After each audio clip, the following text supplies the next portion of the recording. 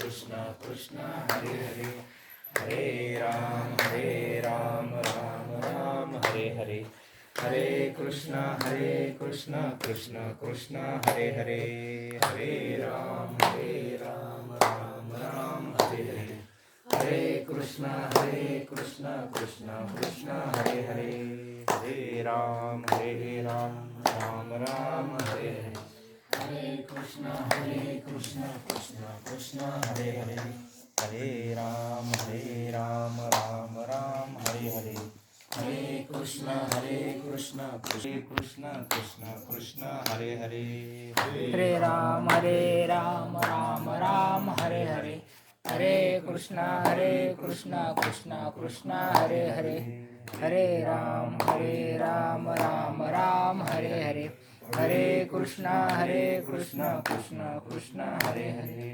पावन विठ्ठल श्री ज्ञानदेव तुकाराम भगवान की जय, ज्ञानेश्वर महाराज की जय, जगद्गुरु संत तुकाराम महाराज की जय, जी महाराज की जय, रामदास महाराज की जय, महाराज की जय, श्री स्वामी समर्थ महाराज की जय, भगवतेश्वर भगवान की जय, महादेव निवृत्तीनाथ महाराज की जय, शंकर स्वामी महाराज की जय.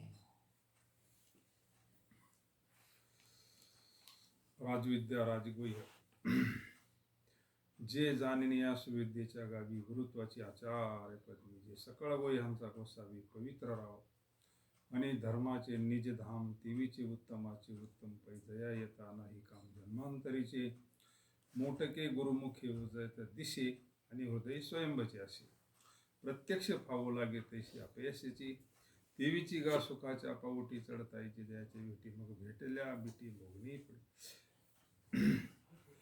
परी भोगाच्या आईलकडे मेरे चित्त उभे ठेले सुखा भरे असे सुलभ आणि सोपारे वरी परब्रह्म पैगा अनेक एकाच्या हातालिया अनुभविता काही नावाची वरी विटेही ना येत जरी तारखी कायशी शंका घेशी एवढी मोठी वस्तू उरली केवी पा एकोत्तराच्या वाडी जळत्यागी घालती उडी आनयाशी सोगडी सांडिती केवी तरी पवित्र आणि रम्य देवीचे सुखोपाय सुगम्य आणि सुख परिधर्मेवरी आपण जाय सागवाची सुरवाडो आहे तरी जना हाती केवी उरोल आहे शंकेचा ठाव महायोग पीठे तटे भीमरथ्यां पुंडरीकाय दत्तम् इंद्रये समागत तिष्ठान्तमानन्दकन्दं ब्रह्मलिङ्गं भजे पाण्डुरङ्गम्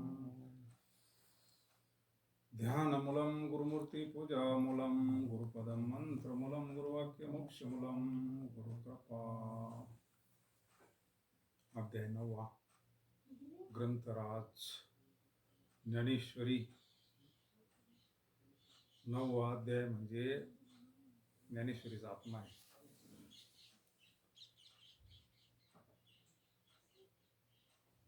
ज्ञानेश्वरी राजविद्या राजगुह्य योग आहे. सगळ्या विद्यामध्ये श्रेष्ठ विद्या जी ती याच्यामध्ये सांगितलेली आहे. जसं आपण म्हणतो राजमार्ग, मोठ्या जर तीर्थक्षेत्राला जायचं असलं तर राजमार्ग, साध्या मार्गाने जाण्यास वेळ लागतो. तसं अध्यात्मातला राजमार्ग म्हणजे 9वा अध्याय. भगवान परमात्मा अर्जुनाला सांगतात ही विद्या अशी म्हणले, ही विद्या जर आपल्याला प्राप्त झाली तर काहीच करायचं राहत नाही. असे तृप्तता होती जीवनाची, जीवनाचं सार्थक होतं. सहज योग हा भोजन प्रसादी त्याच्याबद्दल थोडं आपलं भगवंताची काहीतरी सेवा घडावी. 10-5 मिनिटं आपण या श्लोकावर पाहू सद्गुरूंच्या कृपेनं. जीवनामध्ये प्रत्येकाला असं वाटतं सुखी व्हावं, आपल्या जीवनामध्ये दुःख येऊ नये असं प्रत्येकाला वाटतं, पण आल्याशिवाय काय राहत नाही. काहीतरी निमित्तानं येतच नाही. प्रत्येकाला वाटतं, माळकरी असू नसू, कोणत्याही कुळातला असू, कोणी असो, कोणत्याही धर्माचा असो, कोणत्याही पंथाचा असो, पण प्रत्येकाला असं वाटतं आपल्याला दुःख येऊ नये ना आपण सुखी राहू असं प्रत्येकाला वाटतं. असं का वाटत असावं बरं? प्रत्येकाला असं वाटतं आपण आनंदात राहावं, नेहमी आनंद. आपल्या जीवनात दुःख येऊच नाही प्रत्येकाला वाटतं. त्याचं कारण आहे तो मूळचा त्या स्वरूपाकडूनच आलेला आहे. मूळ जर पाहिलं ना, मूळ आपलं जर मूळ पाहिलं ना, आपल्याला माहिती नाही. आणि आपल्याला माहिती होण्याचं कारण आहे नाही ते संतांना माहीत असतं. जसं आपल्या मुलीला जर पाहुणे पाहायला आले तर मग विचारितात मामा कुठले, काका कुठले, आमकी सगळं मूळ पाहतात. सगळं कुठंतरी वेळेला वेळ लागला तरच सोयरीक होती ना. तसं मग आपलं मूळ काय नेमकं. आता हे शरीर काय वाढलं कोण झालं, याला नाव ठेवलं, व्यवहार सुरू झालाय. पण याचं मूळ काय, आपण नेमकं कोण आहोत, नेमकं आपण कुठून आलो असं बा, आपलं मूळ काय. तर आपलं मूळ जर पाहिलं, आपला आणि देवाचा फार जवळचा संबंध आहे. पण अज्ञानामुळं विसरलो गेलो आपण, संबंधच तुटल्यासारखा झाला. आणि मग संत तो संबंध परत जोडून देतात का जीवाला सुख पाहिजे. जीवाला एखाद्याला विचारलं तुला देव पाहिजे का, तो म्हणून मला देव नको, मला सुख पाहिजे. देवापासून काही कोणाचं नडत नाही काही, पण सुख बाकी प्रत्येकाला पाहिजे. कोणीही असो, कसंही असो, सुख पाहिजे, त्याला आनंद पाहिजे. आणि माऊली म्हणते तो तर मग तो आपल्या जवळच आहे. पण माहिती नाही ना, माहिती नाही ना. उन्हाळ्याचे दिवस लांबून प्यायला पाणी आणायचं, आणि तुमच्याच वावरात पाणी पण तुम्हाला माहिती नाही. तुमच्यात मग एखादा पानाडे आणावं लागतो, मग तो सांगतो घे इथं बोर, मग पाणी लागत, मोटर चालत, सगळं बागायचं होतं. मग इथून मागं काही कोणती मग पाणी आणीच होती. तुम्हाला माहिती नव्हतं ना, तुम्हाला काय आम्हाला काय. तसं जीवाचं झालेलं आहे. वस्तू आपल्या जवळच आहे, आपल्याला तिचं ज्ञान नाही, तिचा अनुभव नाही, माहितीच नाही आपल्याला. आपण दुसऱ्याच्या विहिरीहून पाणी आणून तिकडंच त्याच्यातच आपलं सगळं जीवन चाललंय. ते मूल जसं रोज पीठ टाकून पाणी पित होतं ना, आई त्याला गरीबाच्या घरी कायचं दूध, आणि मुलाला दूध आवडतं मग आई पीठ टाकायची पाण्यात हलवून द्यायची, ते बेस्ट पेस. पण एक दिवस गेलं म्हणले, पौर्णिमा असते ना कोजागिरी, आणि मग ते गेल्यानंतर काय मग गावरान गाईचं दूधन, ते सत्संगन, ते भजनन, त्याच्यामध्ये मग ते भारी भारी तापवलेलं, ते प्याल्यानंतर भला मोठा ग्लास भरून त्याला दिला प्यायला. मग तो म्हणे हे काय म्हणे दूध. मग आपण घरी काय पितो म्हणले. मग त्याला फरक कळाला ना. तसं आपण ह्या विषयाच्या सुखात म्हणजे पीठ घालून, आणि खरं सुख जे आहे ते साधू संत त्या सुखात असतात. मग घरी आला ना, आईला म्हणले आई दूध. आईचा रोजचा तडका होताच ना. मग तो त्यानं पीठ घेतलं आणि ग्लास भरून पाणी हात धरला त्यानं. म्हणली काय करते तू म्हणले. अरे हे का दूध आहे का म्हणले. कुठे गेला होता तू. मग त्यांना सगळं सांगितलं. म्हणजे आई दूध काही वेगळंच असतं म्हणले. तू काय पाला पाहिजे. तसं साधू संतांना जे सुख प्राप्त झालं, तो दिव्य आनंद प्राप्त झाला, तो आनंद आपल्याला माहिती नाही. आपल्याला विषयाच्या आनंदात आहोत आपण. आपलं अख्खं जीवन हे भेटल्यावर सुखी होईल, ते भेटल्यावर 4 दिवस बरं वाटतं. पुन्हा आहे तसंच असतं विषय. सुख आहे, सुख पण टिकत नाही. लगेच वरती पुढं जाते, अजून पाहिजे, अजून पाहिजे. एखाद्याची नवी गाडी पाहिली का असं वाटतं आपण आता जुनी विकून नवी घ्यावं काय. एखादी चांगली साडी पाहिली का आपल्याला वाटतं याच्यापेक्षा भारी वाटते. म्हणजे मनाची स्थिरता कुठे आहे, नाही ना. म्हणजे मनाची स्थिरता त्याच्यात नाहीच. ज्या वेळेस त्याला भगवंताच्या स्वरूपाची एकरूप होईल ते, त्याच वेळेस ते मन होईल. याच्यामध्ये 4 दृष्टांत दिलेले, तेवढेच पाहिजे फक्त आपल्याला. का आपल्याला का ती गोष्ट प्राप्त होत नाही. ज्ञानेश्वर महाराज आपल्या घरातला दृष्टांत देतात त्याच्याकरता. दृष्टांत कळाला तर सिद्धांत कळतो. जवळजवळ हे 4ही दृष्टांत आपल्या घरातलेच आहे. पाहे पा दूध पवित्र आणि गोड, पाशी त्वचेची पदराळ, त्या विरून गोचिड अशुद्ध काय नसेवी. ती आपल्या गाईला गोचिड असतात काश्याला. आपल्या घरातला दृष्टांत आहे. प्रत्येकाच्या घरी गायी असतात, नसल्यात आपण गाय तर पाहिलेली असतेच कोणीतरी. मग तो गोचिड काश्याला आहे, पण दूध आहे का त्याला, नाही ना, दूध नाही. आणि किती जवळ आहे, जवळ म्हणजे मुक्कामच त्याचा दुधा जवळ आहे. त्याची दुधाची गाठ नाही. अशुद्ध रक्त सेवन करतो तो गोचिड, पण दूध नाही. दूध किती पवित्र आहे, किती गोड आहे, पण त्याला दूध नाही. हा दृष्टांत आहे. दुसरा दृष्टांत, का कमला कांदा आणि दुर्धरी नांदोनी एकाची घरी परी परागो सेवीचे भ्रमरी, या चिखलाची वरे. कमळाचं फुल आहे लांबून ते मकरंद हे सेवन करण्याकरता ते भुंगे येतात, त्याचं मकरंद सेवन करतात, त्याच्यातलं सार हे करतात.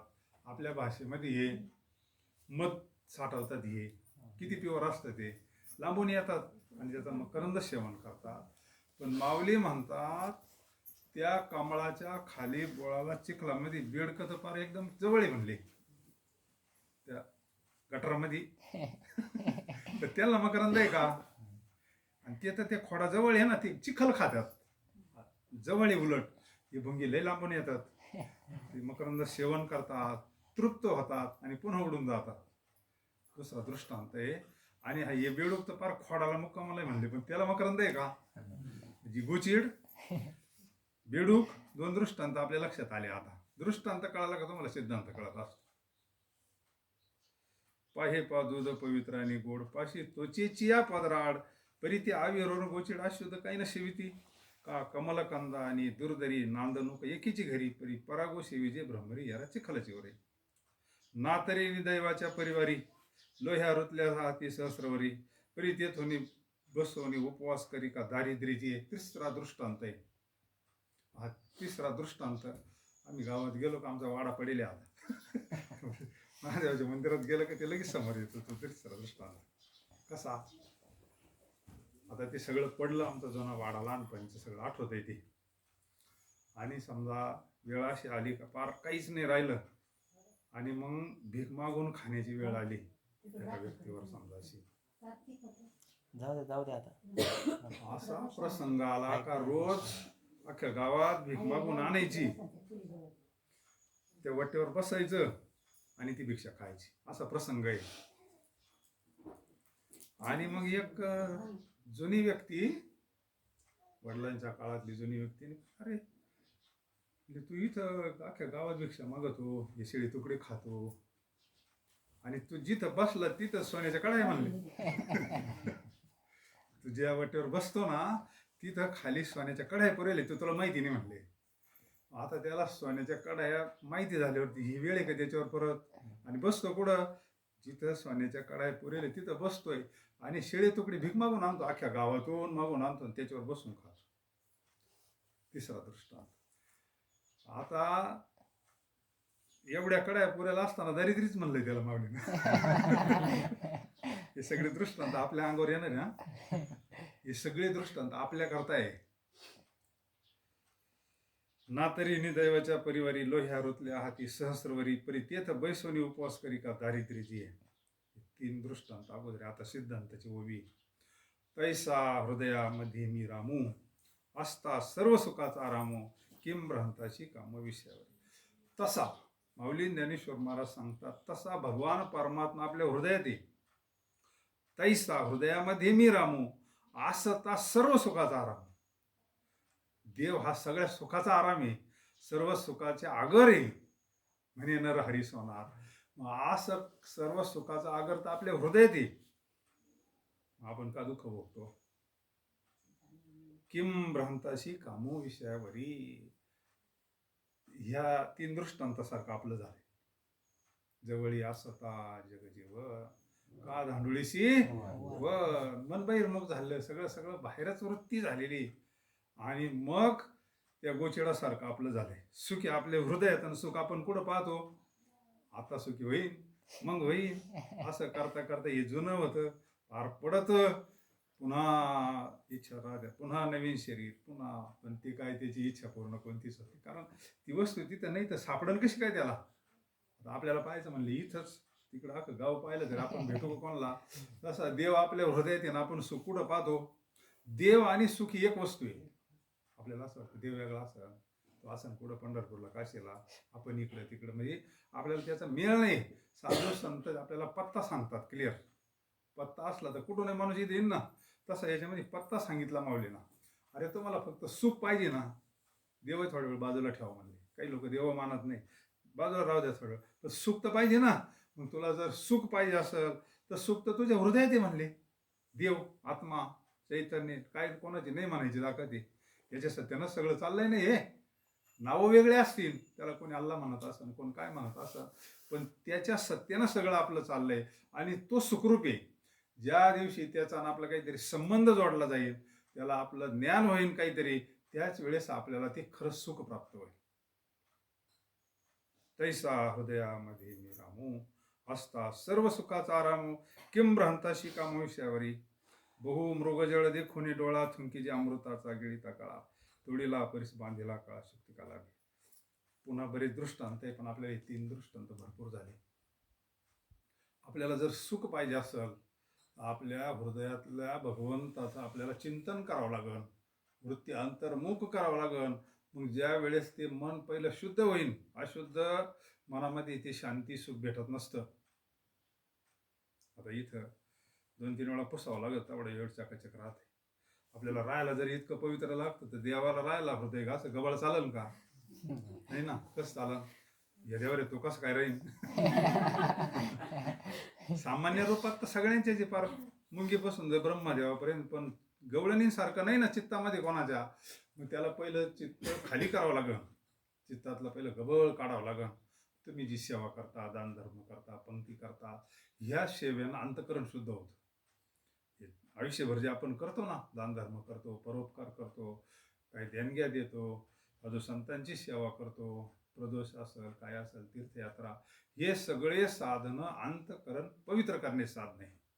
ज्याचे कोणी ह्या गोष्टी घडतात, त्याची शेती चांगली असते आणि चांगल्या शेतीत पीक चांगलं येतं. खराब शेतीमध्ये आता कांदे लावून जमन का? जमणार नाही, त्याला लई हातभाव लागत. तसं आपलं हे अंतकरण म्हणजे शेती आहे.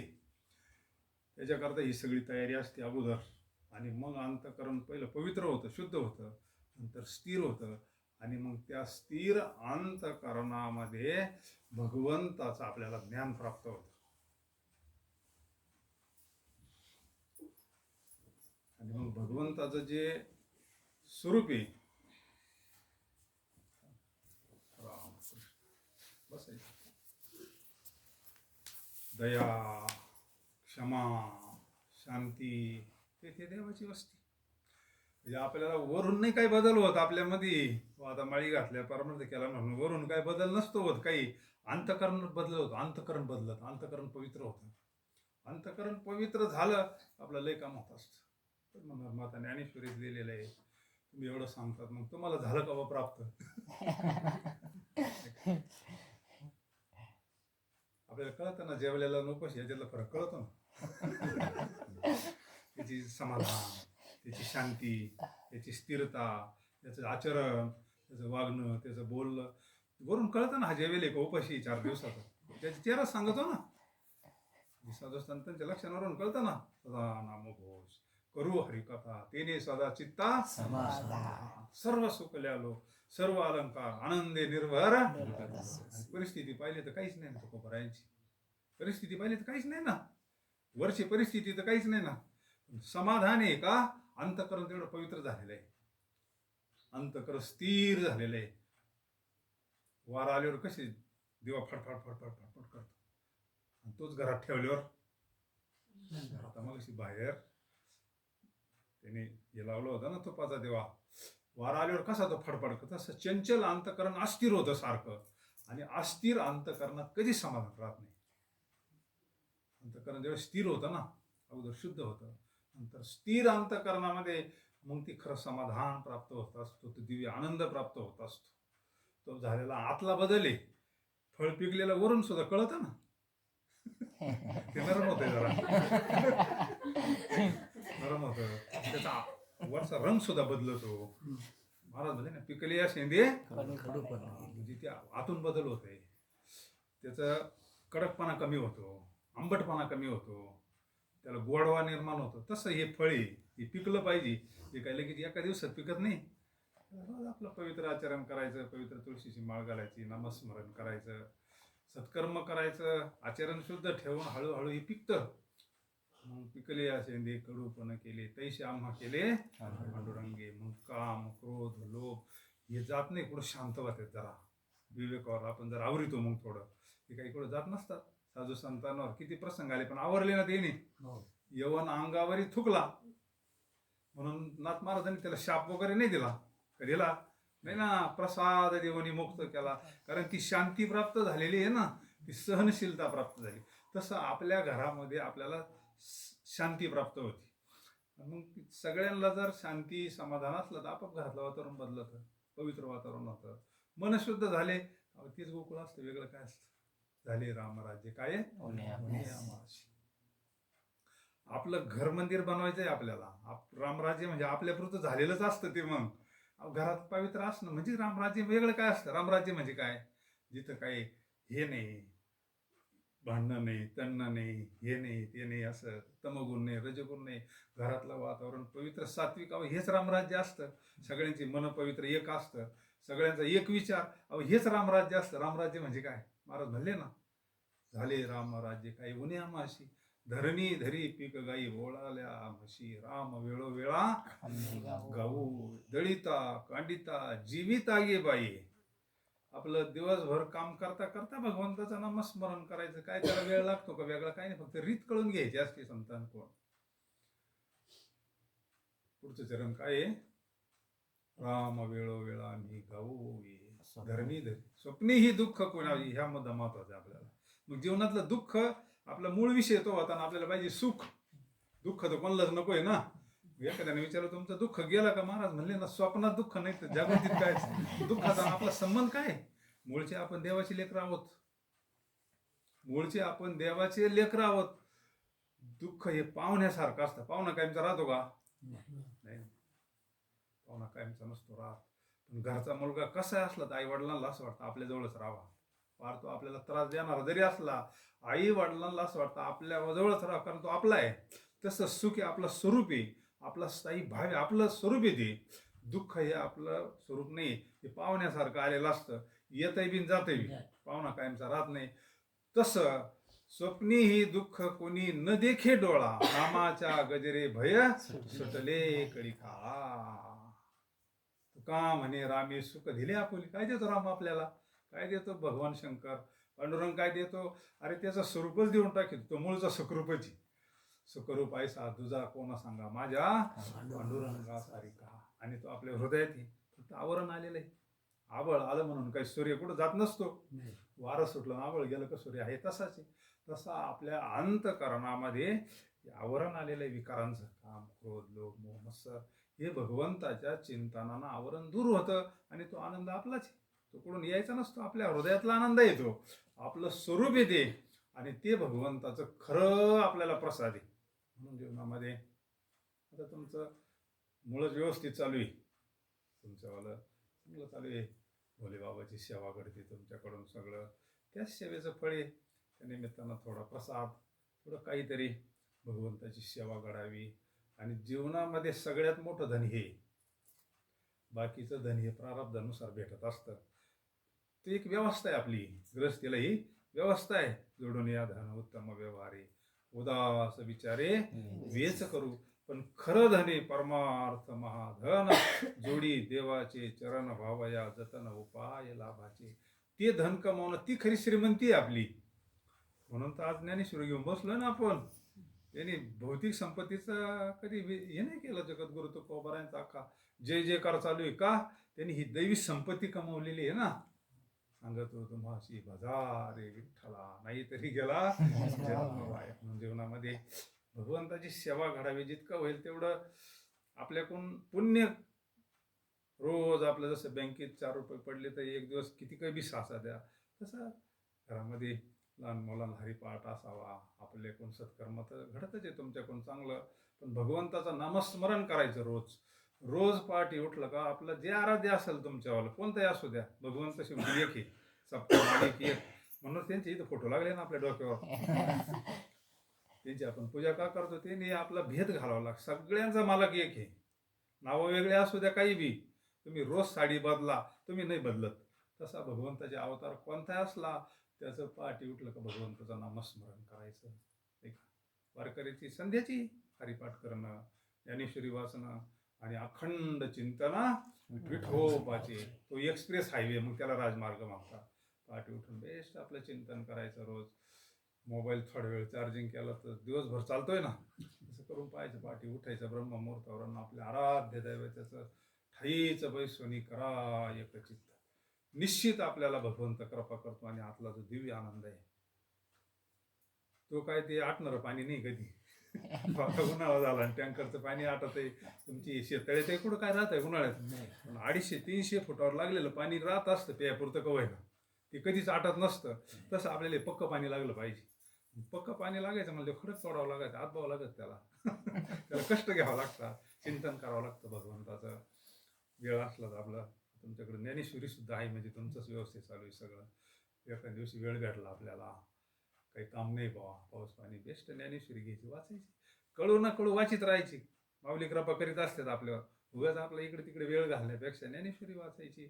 जो सद्ग्रंथ असेल तो वाचायचा, घरात हरिपाठ करायचं, भागवत वाचायचं. आणि एकदम आपण केलं तर पोरं करतील, आपण नाही केलं ते काय, आपण पेपर वाचत बसले ते ज्ञानेश्वरी वाचणार नाही. म्हणून येथ वडील जे जे करती तया नाम धर्म ठेवीती येरती अनुष्ठिती सामान्य. आपलं आचरण मुलं पाहत असतात. आपण जे करू तेच करत असतात मुलं. आपल्याला फायदा आहे, मुलांवरही संस्कार होतात, आपल्या अगोदर गेलेल्या मंडळींचं बी कल्याण होत असतं. मातृ पितृ भ्राता सगोत्र अपार चतुर्भुज नर होणे ठेवी, म्हणजे असा परमार्थाचा सगळा फायद्याचे. परमार्थामध्ये तोटा हा विषयच नाही. काही लोकांना असं वाटते परमार्थात लय रंगले म्हणून यांच्या प्रपंचात काही बिघड होईल का, कधीच होत नसतो.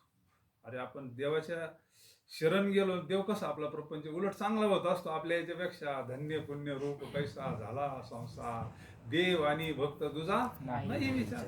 त्याची पवित्र तुळशीची माळ घातली म्हणजे त्याच्या नावावर जगतोय ना आपण, तो कसं आपलं बिघडून देईन. काय नाही, आनंदात राहायचं, बेस्ट पैकी भगवंताचं नामस्मरण करायचं रोज, आणि आपलं नित्यनेम करायचा. झालेली सेवा माऊलींच्या चरणी समर्पित करू. किंबहुना तुमची केले धर्म कीर्तन सिद्धी गेले, हेत माझे ते उरले ऐक पण पुंडलिका वरदारी श्री ज्ञानदेव तुका